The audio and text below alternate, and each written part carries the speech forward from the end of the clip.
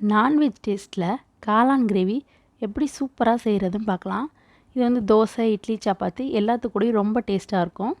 அதுக்கு ஒரு mixie jar எடுத்துக்கலாம். இதில் ஒரு ஸ்பூன் மிளகு, ஒரு ஸ்பூன் ஜீரகம், ஒரு ஸ்பூன் சோம்பு, சின்ன இஞ்சி துண்டு 3 தோல் சீவினது, 4 பல் பூண்டு, ஒரு கைப்பிடி அளவு வெங்காயம், சின்ன வெங்காயம், ஒரு தக்காளி, சின்ன துண்டு 2 துண்டு பட்டை, ஒரு ஏலக்காய் எல்லாத்தையும் சேர்த்து நல்லா நைஸாக அரைச்சி வச்சுக்கோங்க.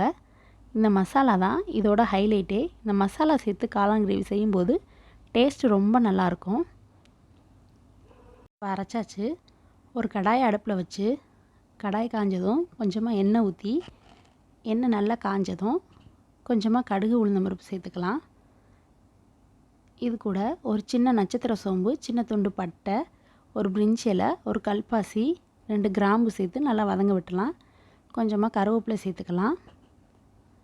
இது கூட 4 பல் பூண்டு பொடியாக நறுக்குனது, சின்ன வெங்காயம் ஒரு கைப்பிடி அளவு கட் பண்ணது, ஒரு தக்காளி பொடியாக கட் பண்ணதையும் சேர்த்து நல்லா வதக்க விட்டுறலாம்.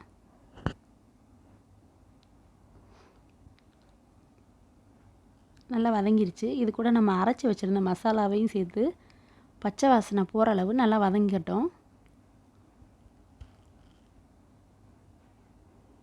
வதங்கிடுச்சு. இது கூட நம்ம கழுவி கட் பண்ணி வச்சுருந்த காளானையும் சேர்த்து நல்லா வதங்க விட்டுடலாம். கொஞ்சம் நேரம் மூடி போட்டு வச்சோன்னா இதிலே தண்ணி வந்துடும். நம்ம தண்ணி ஊற்றணும் தேவையில்லை. நமக்கு தேவை வேகலைன்னா எக்ஸ்ட்ரா கூட கொஞ்சம் தண்ணி சேர்த்துக்கலாம். பாருங்கள், இதிலே தண்ணி வந்துடுச்சு. நமக்கு வேணும்னா எக்ஸ்ட்ரா தண்ணி சேர்த்துக்கலாம். இப்போது காரத்துக்கு தேவையான 1 ஸ்பூன் மிளகாய்த்தூள், கொஞ்சமாக மஞ்சள் தூள், ஒரு 3/4 ஸ்பூன் மல்லித்தூள் சேர்த்துக்கலாம். எல்லாமே சேர்த்து நல்லா வதக்கிக்கலாம். கொஞ்சமாக உப்பு சேர்த்துக்கலாம். எக்ஸ்ட்ரா தண்ணி வேணும்னா சேர்த்துக்கோங்க.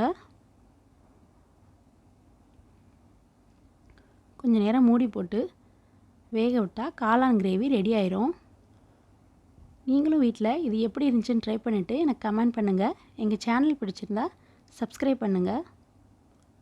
பெல் ஐக்கானை கிளிக் பண்ணிடுங்க.